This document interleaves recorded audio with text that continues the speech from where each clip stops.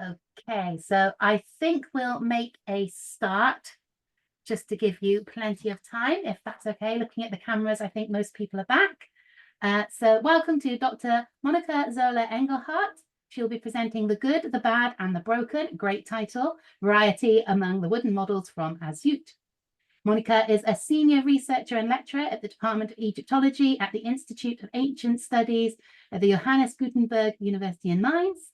She is a member of the profile area, 40,000 Years of Human Challenges, Perception, Conceptualization, Coping in Premodern Societies, with the project Concepts of Care in the Ancient Egyptian Funerary Culture.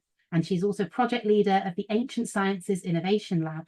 She has long experience of archaeological fieldwork in Egypt, having worked with the Asyut Project and the Athribis Project in Middle Egypt.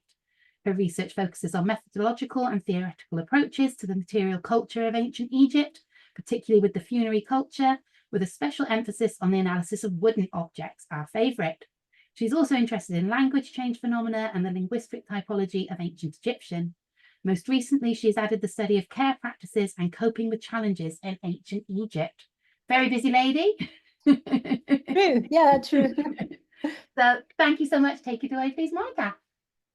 Thank you, Sam. Ladies and gentlemen, dear colleagues, dear Sam, thank you for organizing this wonderful event. I'm really glad to be part of it.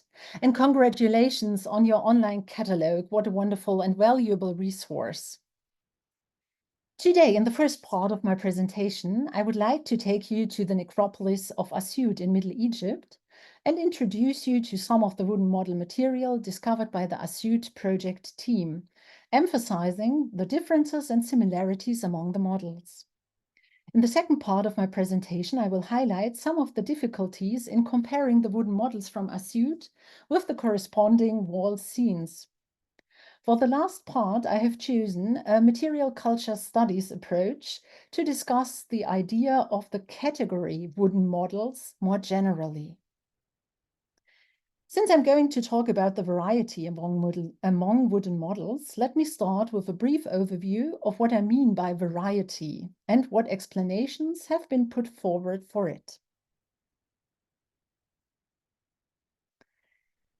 Please take a look at these models.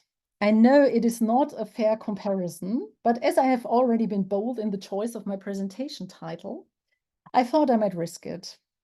Wooden models definitely show different characteristics in terms of manufacture or design. Perhaps we could call it style, which is, however, a very loaded art historical term. And I myself have been guilty of thinking of them in terms of quality. That means their overall aesthetic appearance from an exclusively modern point of view. Regional differences or chronological distance have often been cited as reasons for the variety of wooden models. Furthermore, we notice differences according to what we might call socio-economic factors, which are often attributed to the social status of the tomb owner of the models.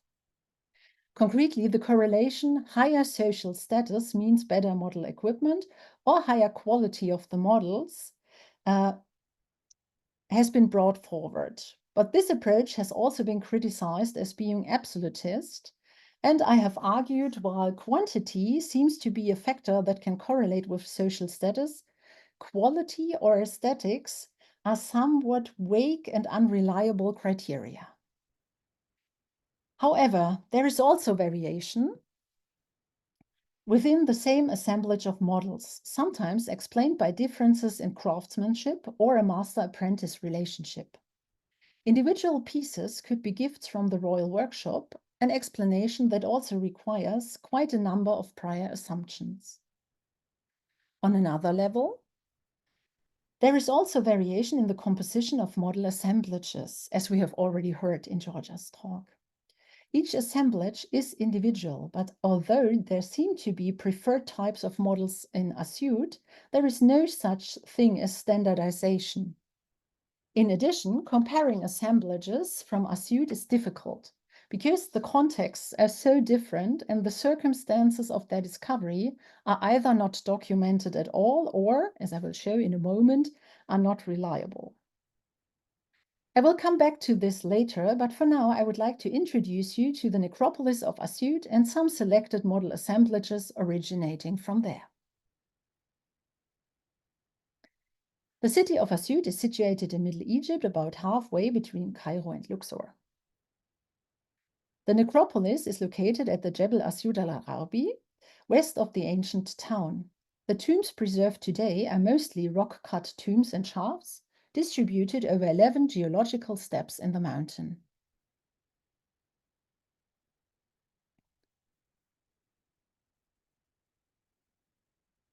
The necropolis has seen a lot of excavation activity at the beginning of the 20th century by European early excavators, such as David Hogarth, Ernesto Schiaparelli, or Émile Chassinan and Charles Pallon.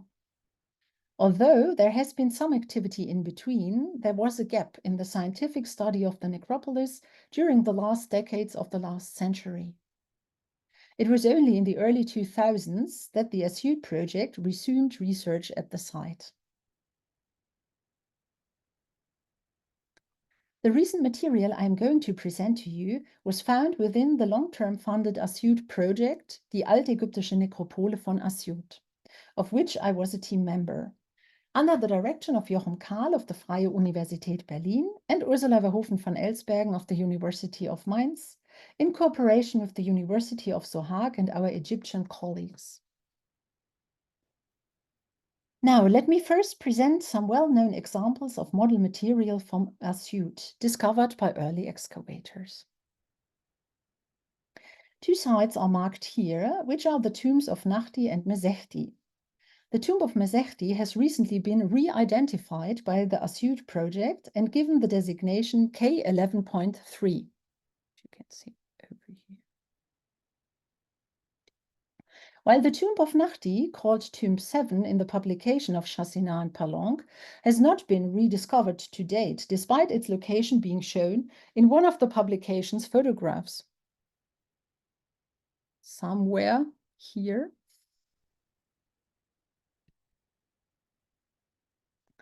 However, the tomb of the late First Intermediate Period Chancellor Nahdi was discovered intact by the French excavators during their campaign in 1903.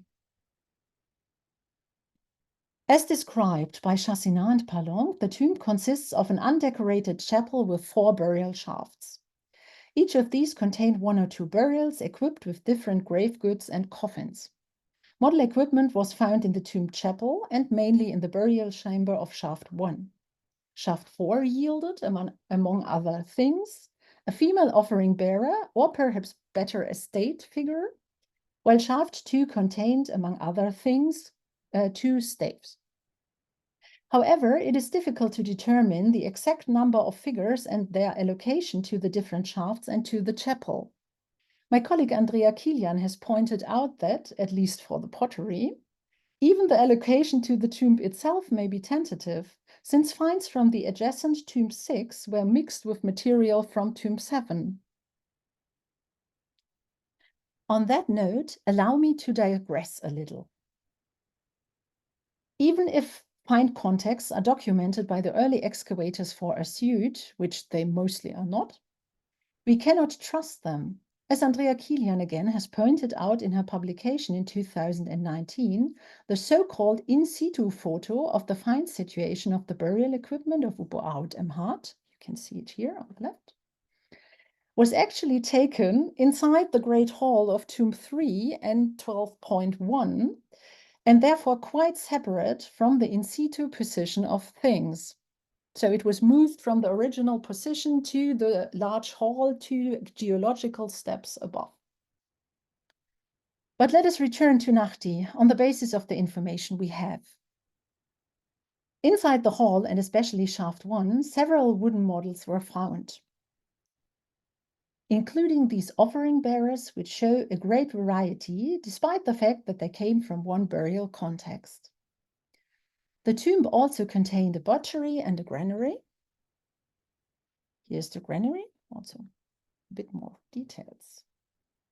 There were also model boats, a brewery bakery scene, and model Hesed vases.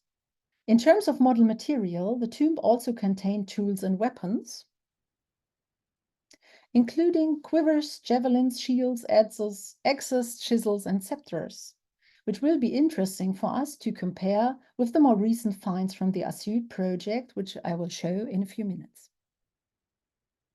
The find situation inside the side chamber of shaft 1 in the tomb of Nahdi is the only one documented on a plan by Chassina and Palong.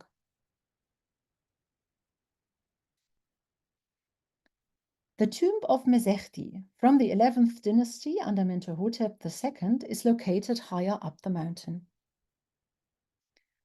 The unfinished and undecorated tomb has 2 burial shafts, of which the first is in the front part near the doorway, while the second is situated along the tomb axis in the rear part of the tomb. The tomb was excavated and partly cleared several times between 1875 and 1906. During this period, some of Mesechti's burial equipment was transferred to the Egyptian Museum in Cairo. Famous are the coffins, but especially these 2 well-known sets of model soldiers. In comparison with other model sets from Asyut, the figures are quite large and the attention to detail is remarkable. Each figure has individual features, be it the height, the decoration of the skirts, or the shields and more. So far, it is a unique group of figures. However, the model assemblage has yielded more material, including a model boat, on which the individual figures show greater similarities with other assemblages from Asyut.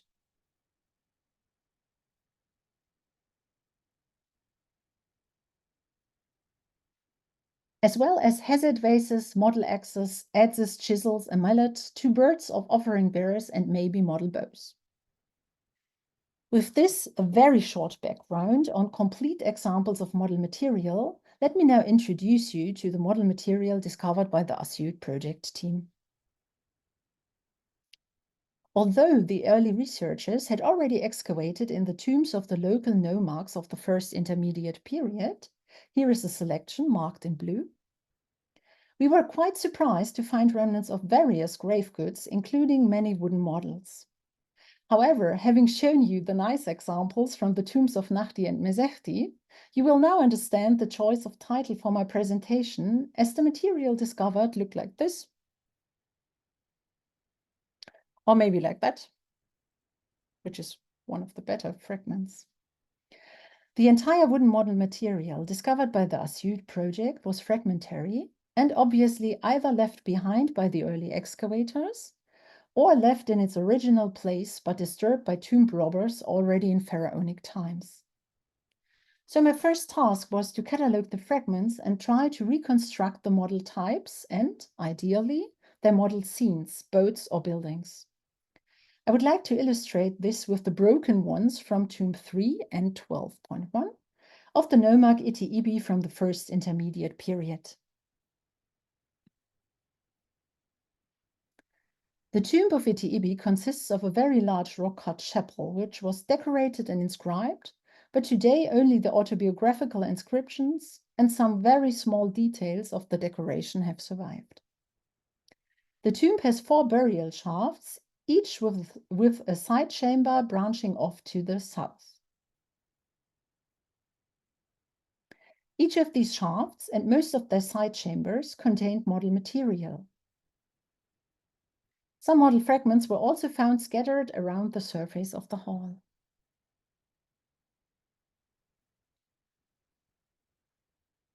Shaft 1 only contained mixed model material at a shallow depth. It soon became clear that the shaft had been refilled with material left behind by the early excavators.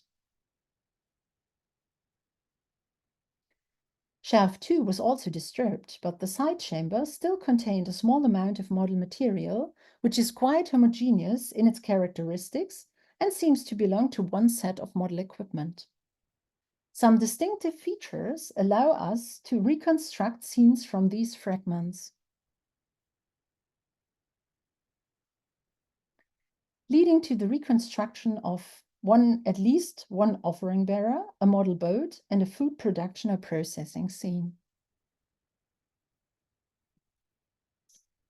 It is important to note that the reconstruction of a scene on the basis of fragments can only mean the minimal identification of a type of model activity, which in its entirety could have looked quite different.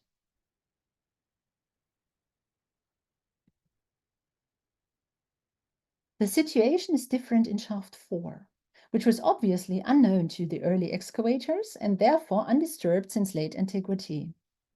The bottom of the shaft and especially the side chamber yielded model material, including fragments of an offering bearer, of food and meat processing, and of a granary of food production scene. Very interesting for our initial question are the few model figures discovered in the side chamber. Note the differences in their features, but also the similarities. There is variation among them, but the overall manufacture seems to be similar. Note, for example, the different ways in which the pulled-up legs of the seated figures are manufactured. Here. Here.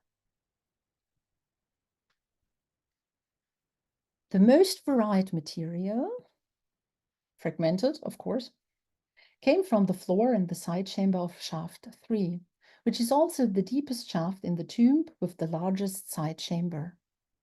We see remnants of food production and processing scenes, of model boats, of offering bearers and granaries.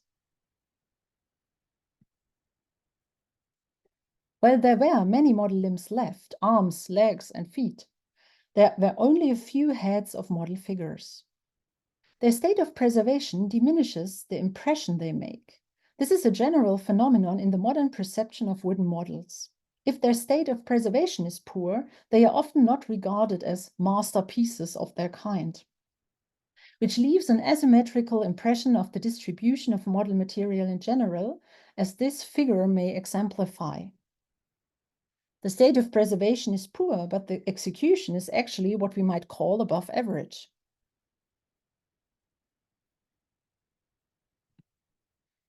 Comparing these figures with the models from shaft 4, we again notice some variety.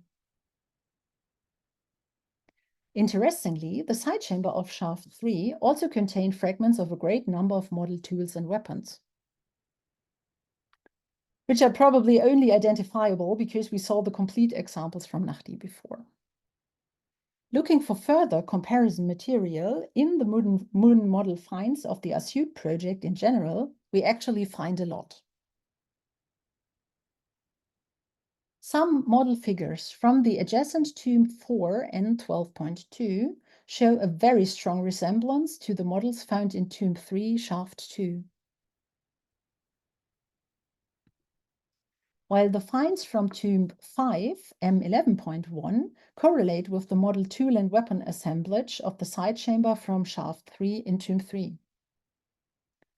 Please also compare these examples from the Nomarch's tomb H11.1 or Northern Soldier's tomb. Model material was not only found in the large Nomarch's tombs of the first intermediate period. In front of the tomb N13.1 of Itaibi there are a number of smaller shafts with small side chambers. In front here.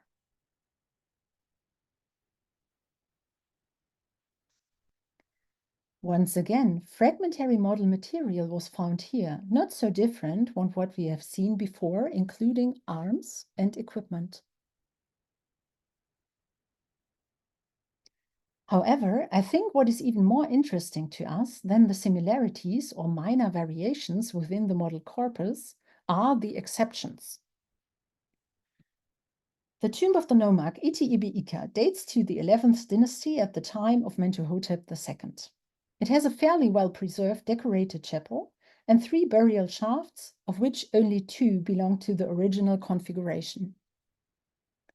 The tomb was filled with debris, and model material was found scattered around the mound of shaft 1 and in the filling of shaft 2. We cannot say whether the fragments originally belonged to this tomb. What is remarkable, however, is their design. Their flat bodies, stick-like arms, and triangular-shaped lower bodies are, as you have seen, unique features for the necropolis of Asyut so far. Nevertheless, there are parallels, most notably in the model equipment of King Mentuhotep II himself. However, since we cannot state that the models came from the tomb of Iti Ibi-Ika, we can also not be sure about the dating of the objects, although it is tempting to see a connection here. Having seen a selection of the model material, let us try, as Georgia has done, to correlate some of these with wall decorations. For Asyut, this is a definitive challenge, because we have the most unfortunate find situation. Most of the tombs that preserved wooden model material have lost their wall decorations, while in contrast, the few with preserved wall decorations have an unclear situation regarding the models.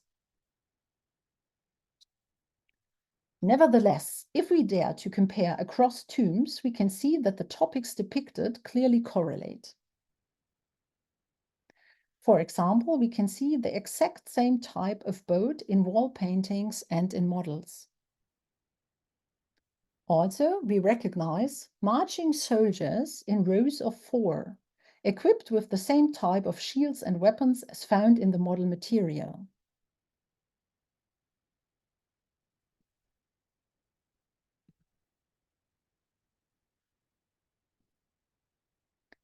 I have argued elsewhere that for Asyut, the models do not replace wall scenes but supplement them, as we have heard from Georgia before, but due to the difficult correlation situation, are not as informative as in Georgia's research.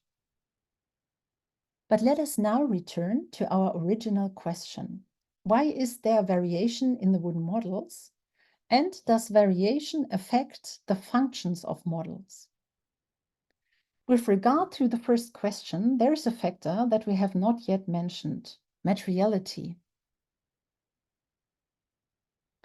In a new collaboration with my colleague Tina Beck from Freie Universität Berlin and the wood anatomy specialist Ellen Crivellaro from the University of Turin, we are looking more closely at examples of wooden model figures and wooden statues to further our understanding of the materiality of these objects. What we can already say is that the influence of the raw material on the outcome of the figure is greater than previously thought. My colleague Ellen has arranged the examples you can see on the right side, according to their original position in the stem of the tree based on wood diagnostic features. Among many other information, he has formulated a very interesting hypothesis that the position in the stem from which the figures were cut has actually an influence on their state of preservation.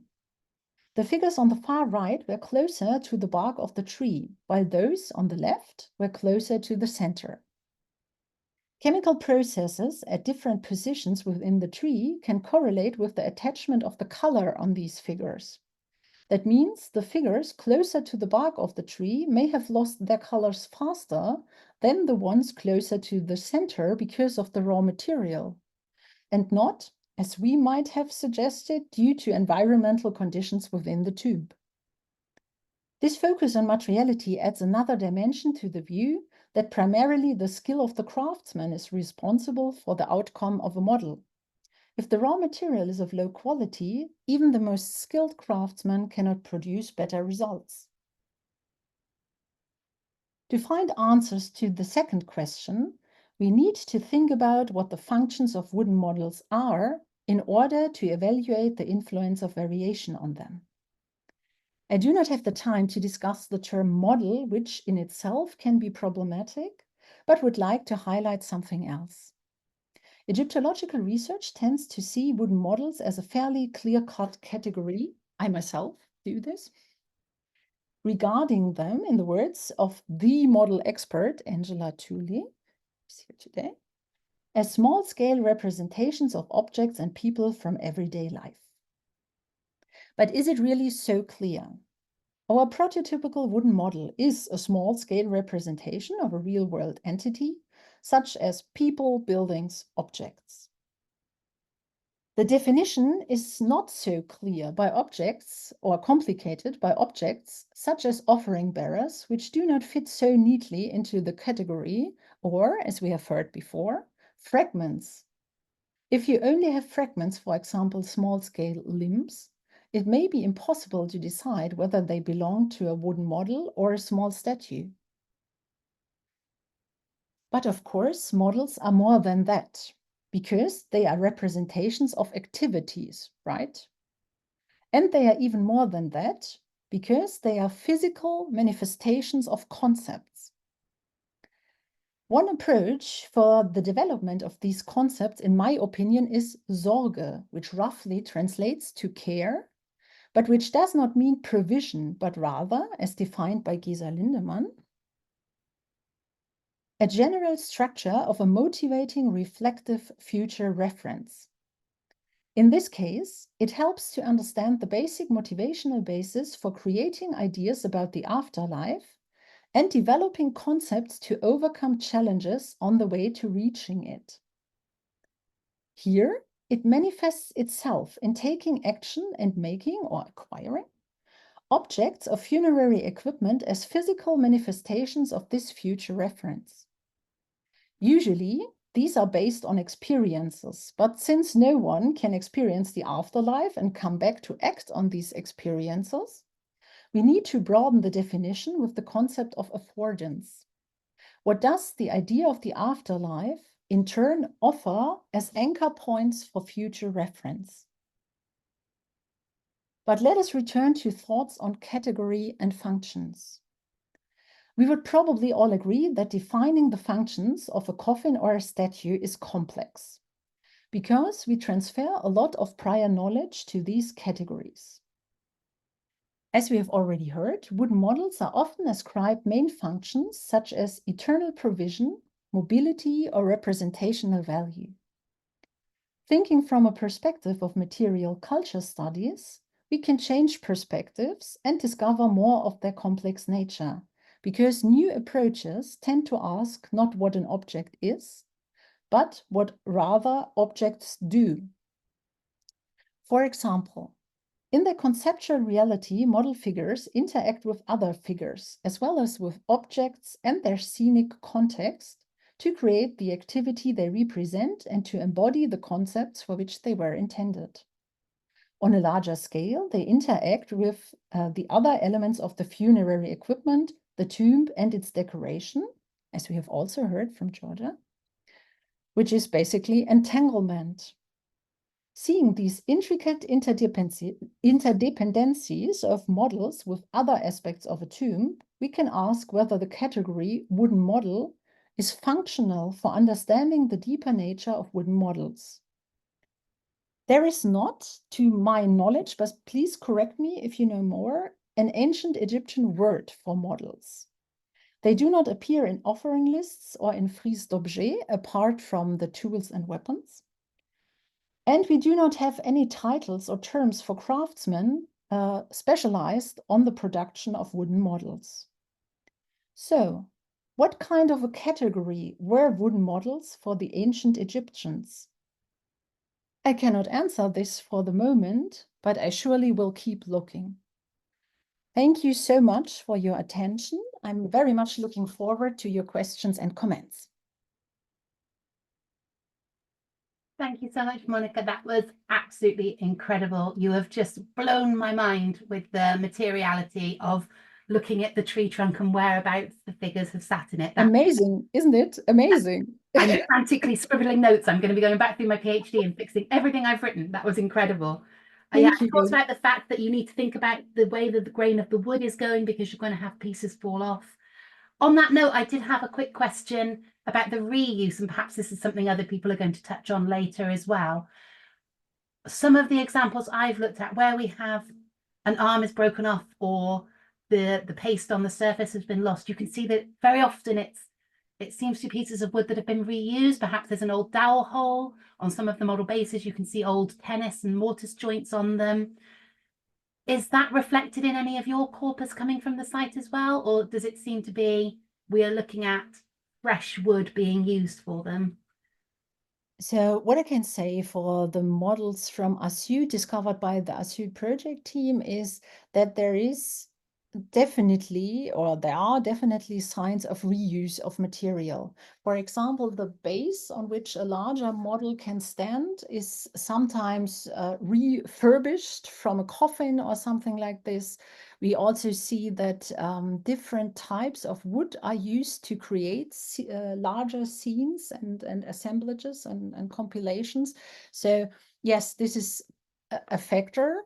And what we also see is that when tombs have been robbed already in pharaonic or late antique times, they took the larger pieces of wood, and I would suppose to reuse it, because I think they were not interested in putting a wooden model on the shelf behind them as we are today, but they wanted to have the wood and especially the metal. The wooden model tools and weapons I showed to you, only the handles are preserved. We know there has been metal because metal traces are within these little notches somehow, but not one piece of metal has survived, which is quite interesting. That is interesting. We have a question in the chat. Thank you for your presentation. I read that Asyut was one of the major centres for production of wooden models in your thesis. Was a workshop for wooden objects discovered? Oh, I wish. No. I think Gersond is actually the expert on the craftsmanship and the workshops, but the town of Asyut itself is covered with the modern town. So there is no way to do some excavation work within the town center itself. And so there is no way to actually find a workshop when it was not within the necropolis, which it was probably not. Yeah, no. It would be lovely if we found one though, wouldn't it? I did have a question about the in situ photographs, because that's proven to be the bane of my life as well. It's not just limited to your site. There's a lot of examples where it's kind of staged as if it's, oh, this is freshly out of the ground, but actually once you get all the photographs in a row, you can see this is the same tomb and these pieces have been pieced together. And yeah, it's really, really interesting to see this kind of staging taking place. It's when you start looking at it from that point of view. It is even more annoying since we do not have so many records of the early excavators. And if they publish something, it's obviously not as reliable as previously thought. I know a lot of the examples in the British Museum come from the Hogarth excavations, which were sent out there purely to get stuff for the museum. We don't care about publication. Get us nice shiny stuff to go on the shelves. So that probably explains some of your refill in some of your tombs as well. Yes, we actually have a note, not from Hogarth, but from another researcher who stated that they refilled. They just put stuff from one shaft into the other shaft and just rearranged everything. And within shaft one, I showed you at first, there was actually a note from the early excavators explaining the division of the finds. So it was left there, thrown away, and we could actually see what was intended to go to Cairo and what they kept. And so, yeah, pretty interesting. The archaeology of archaeology needs to start being more of a thing. Yeah, it's the science of research somehow, yeah. Or the history of research. We have another one in the chat. I was wondering at the start of your lecture if the figures were made of reused or discarded wood planks, which we have spoke about a little bit already. Yes, sometimes. Quality. Thank you. Yeah, sometimes.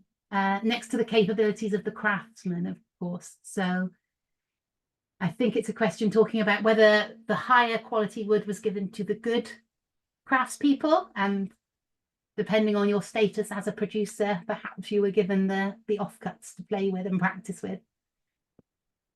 Yeah, we cannot say at the moment. So since we do not, I think Gersond will elaborate on this later, but since we do not have a title or a specified profession or so, we only have, as far as I know, carpenters, or people working with wood somehow. So we cannot say for sure how they were actually created in the workshop, but I think Gersond will elaborate on this. I've got one from Marie here. The logistics of the photograph taking would determine where the photos would take place. So this is talking about the staging of photographs, perhaps being a reflection of the practicalities of the photograph process. Absolutely, and I think especially for the example of Zöller-Engelhardt, we saw it is logical to put it in a place with more light, and Tomb 3 has lost its facade. So the front is broken away, and so you have a huge hall where the light is filtering in, and so it's perfect for early photographs, and small tomb chapels or tomb chambers are not. Yeah, but stating it's in situ is a bit misleading then.